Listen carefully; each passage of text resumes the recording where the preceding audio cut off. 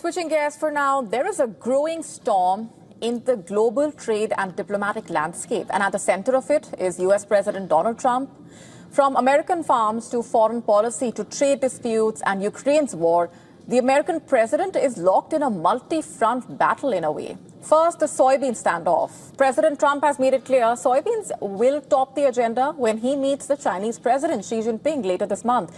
In a post on Truth Social, Trump blamed Beijing for desperately holding off on American soybean purchases for negotiating reasons. He says U.S. farmers are paying the price.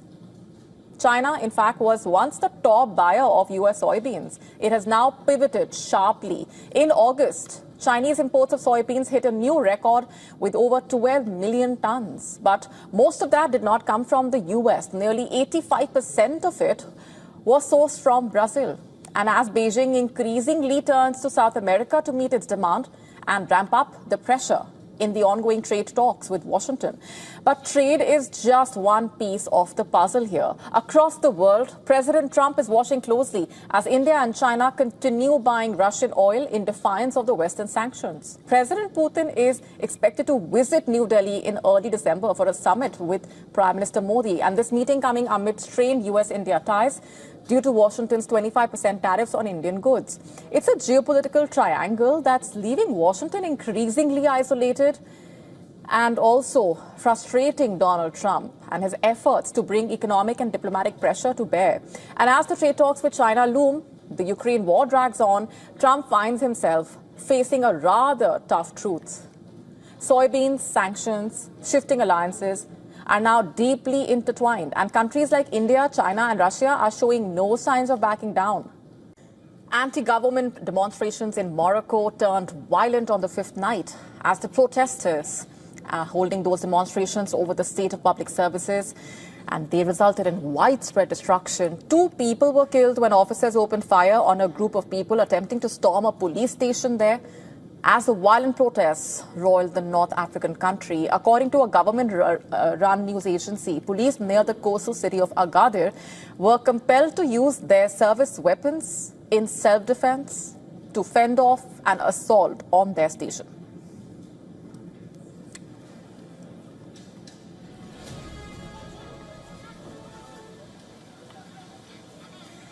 Images have emerged showing a bank branch in flames and several vehicles, including one belonging to the law enforcement, reduced to charred remains in the sale.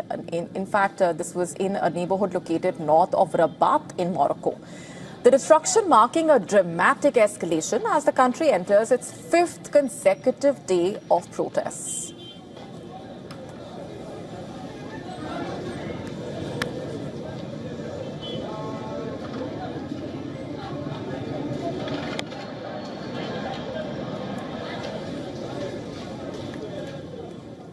Hundreds of masked teenagers were witnessed torching cars, banks and shops while smashing windows. Similar unrest reported in the south and east regions as well, where a police vehicle rammed into the demonstrators, leaving 1 person injured.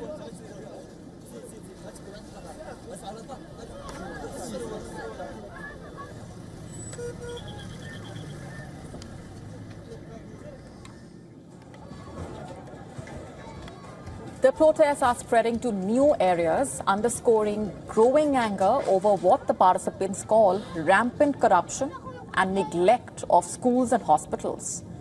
In fact, the Interior Ministry has said 409 people were arrested since the protest started on Saturday, with 263 security forces injured, along with 23 civilians. The authorities have said 142 police vehicles and 20 private cars were damaged. The so-called Gen Z protests, driven largely by internet-savvy youths, emerging as the country's largest in years. Protesters have been demanding urgent reforms in the country's public health and education sectors, which have long been points of contention.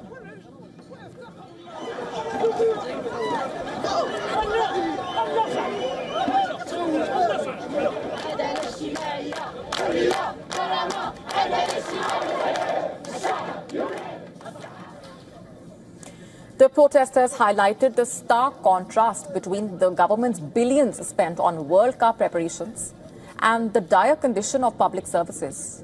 Morocco is preparing to host the Africa Cup of Nations this year and the 2030 World Cup, while the parliamentary elections loom in 2026. Officials have denied prioritizing stadiums over services, but the protests have put the spotlight on some disparities and the so-called disillusionment among the youth. And this protest also following similar youth-led large-scale demonstrations in Nepal, Indonesia, the Philippines and Madagascar. Amnesty International urged the Moroccan authorities to address the protesters' legitimate demands for social and economic rights. Shifting focus for now, Pakistan's senator has launched an attack on Field Marshal Asim Munir inside the parliament. He ridiculed the army chief over his recent trip to Washington, accusing him of behaving less like a military leader and more like a store salesman. Not just that, he mocked Asim Munir for offering rare earth minerals to US President Donald Trump, questioned his mandate, and also stated that the meeting between Munir and Donald Trump undermined Pakistan's democracy. Listen to this. हमारा chief of the army staff बाहर घूम रहे और briefcase में rare what a joke.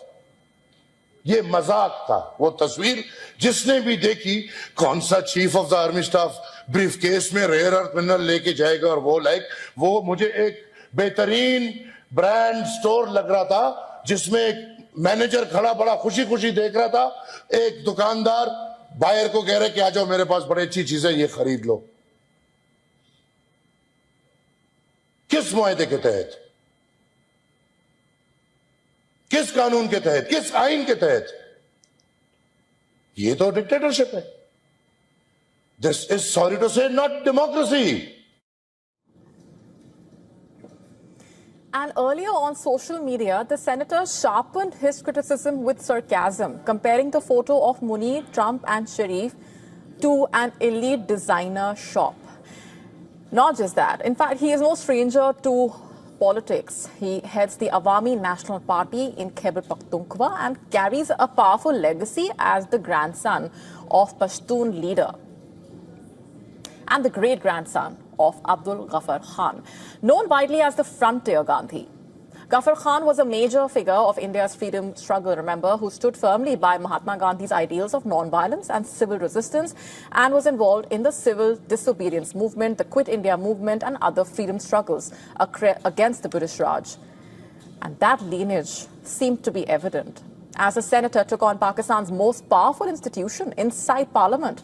And this was not the first international engagement for the Field Marshal, of course. Munir has already made 3 visits to the White House since India carried out Operation Sindoor against terror camps inside Pakistan. And following that operation, Islamabad credited Trump for brokering a ceasefire and even pushed his name for the Nobel Peace Prize. New Delhi, however, has clearly dismissed those claims, insisting that the ceasefire was settled directly between India and Pakistan without US mediation. What you do makes a difference, and you have to decide what kind of difference you want to make, quote unquote. Those words by Jane Goodall describe the many ways in which she indeed made a difference. The conservationist, scientist, global activist, chimpanzee expert, environmental advocate has passed away at the age of 91. Goodall turned her childhood love of primates into a lifelong quest for protecting the environment. She was known for her groundbreaking, immersive chimpanzee field research, in which she documented their distinct personalities and use of tools. She died of natural causes while in California on a speaking tour. She was a pioneer in her field, to say the least, both as a female scientist in the 1960s and for her work studying the behavior of these creatures. She created a path for a string of other women to follow suit. She also drew the public into the wild in a way, partnering with the National Geographic Society to bring her beloved chimps into their lives through film, TV and magazines. The pictures of her heartwarming moments spent with these animals in the wilderness are iconic, to say the least. In 1977, she set up the Jane Goodall Institute, a non-profit organization aimed at supporting the research as well as conservation and development efforts. The work has since expanded worldwide and includes efforts to tackle environmental education, health, advocacy. Quoting, "Out there in nature by myself, when you are alone, you can become part of nature and your humanity does not get in the way," quote unquote. This is what she told the Associated Press in 2021. Among the many statements that describe her special bond with nature and the remarkable dedication she had for the cause, Goodall in her later years devoted decades to education and advocacy on humanitarian causes and protecting the natural world. She was known for balancing the grim realities of the climate crisis with a sincere message of hope for the future. Tributes from around the world, from animal rights organizations, political leaders, admirers, have been pouring in following the news of her death. Her work was aimed at inspiring hope, because where there is hope, there is action. And may this be a reminder of the way in which you can make a difference and keep up with the hope and act at the same time. Goodall's work is an inspiration, and her work will continue to inspire generations to come.